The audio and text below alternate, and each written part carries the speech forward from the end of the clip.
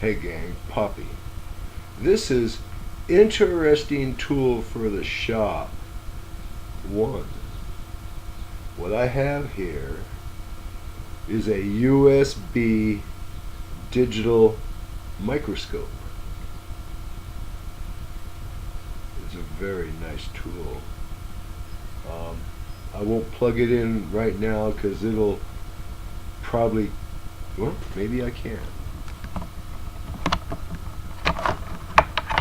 Unplug the bullet. That's a speaker. Remember the bullet? Plug it into your. Oh! There we go. Well, installing device driver software. Really? I already loaded the program that came with this on disk. I'm gonna minimize my face, but you can still see me.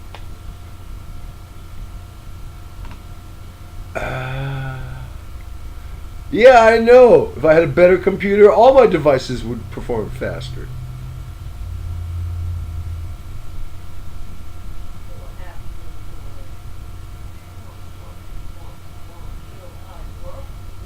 Yeah, USB 2 digital microscope. Thank you for remembering that I already installed it. Error! Cannot preview.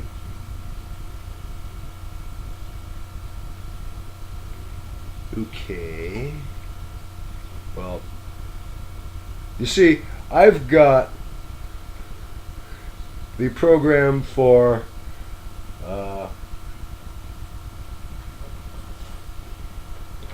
my USB endoscope.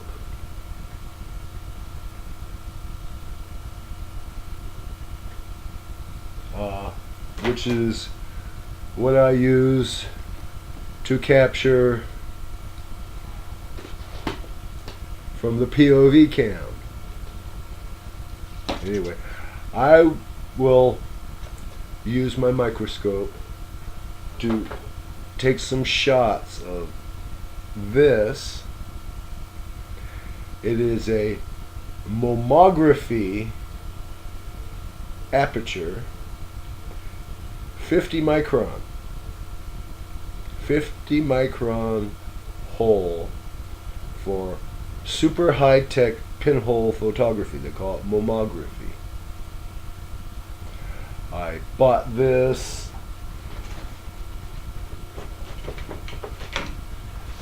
to attach to my red dot laser machine tool laser positioning system so I could get a 1/1000th of an inch red dot from 12 inches. The laser's good, the aperture's good. My laser optics. I know there's something called laser optics. I took a shot in the dark, 50 micron. You know, it didn't work with none of the lasers I got. It just, I believe it's a matter of the focus mechanism. Then again, there may be the actual lens they put on the front of the diode. Anyway, just to show you, can you see? Yeah, you can just see that. Well, that's why it wasn't working to give me 1/1000th of an inch red dot that far away. You know, I thought, hey, 50 micron, I got a shot. No. Anyway, this aperture lives for another project. I'm going to make a cold extract coffee brewer with it. Give it another chance to fail. Hey. And if it fails that one, We'll see if we can find something for the third time. Is the charm. Okay. Anyway, I'll use this to take some pictures of that. And where did I put? Ah, here. Here it is.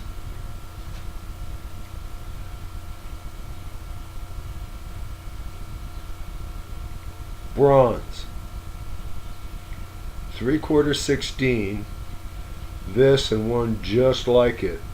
Well, what this used to look just like before I did the machining. Right. Came out of a Peloton crane autoclave. Approximately 1940s vintage, going by the state of construction and the design. You know, all hospital stuff has, this criteria's got to be smooth, easy to clean, and, sterilize and all that. But, what decade, 20s it was all, had to look like it was flying. 30s, it just had to be really, really smooth and easy to wash. And 40s, they got really almost techno. Everything had to be smooth, straight. Anyway, I'm thinking I'm gonna make this into something for my shear line machine because I got a 3/4 16 thread here. It's a nice snug one. I mean, Peloton crane, they wanted a nice thread here when they made it back in the 40s. This is some nice bronze. It's a steam utilization implement. You don't want brass. Steam eats the zinc out of brass. That's why this is bronze. And when I was machining it, it's throwing these beautiful little 6s and C's. Look like fresh cut Handy and Harmon number 3 14 karat yellow. Oh, God. Beautiful. Beautiful. Anyway, I've got 2 of these. The other one still has the hex and hasn't been turned down. This one was the worst. It had the wear here from 60 years of scrub nurses slamming the sterilizer or autoclave.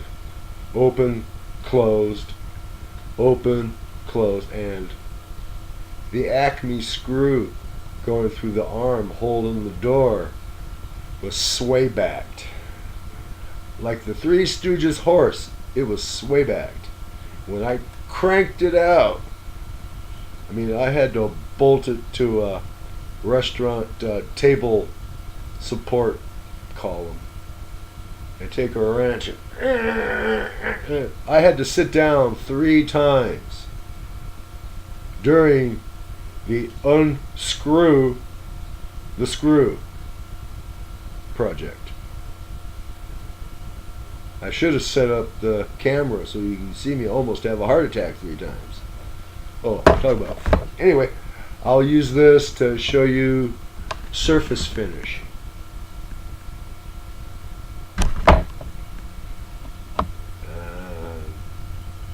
If I can find a dead bug,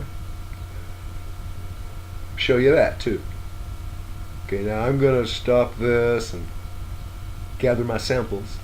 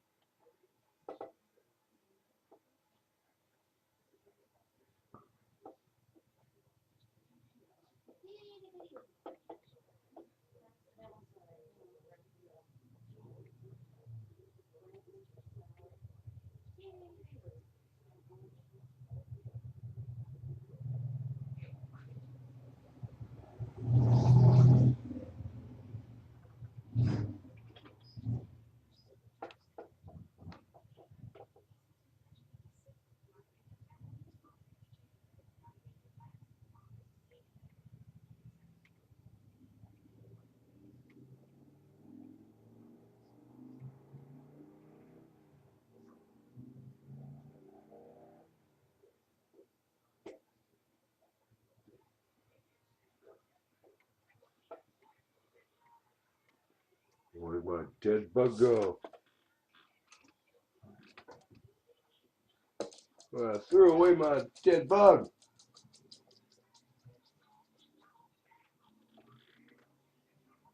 Well, the dead bug was spectacular.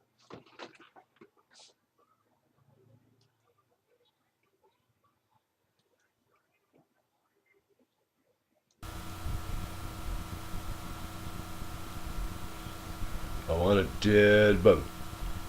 A live bug won't do. Come on, get centered, you. There you are.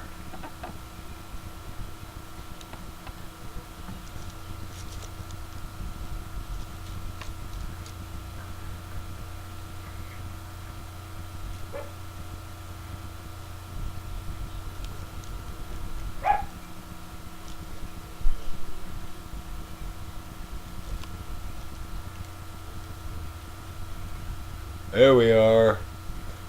Dead bug.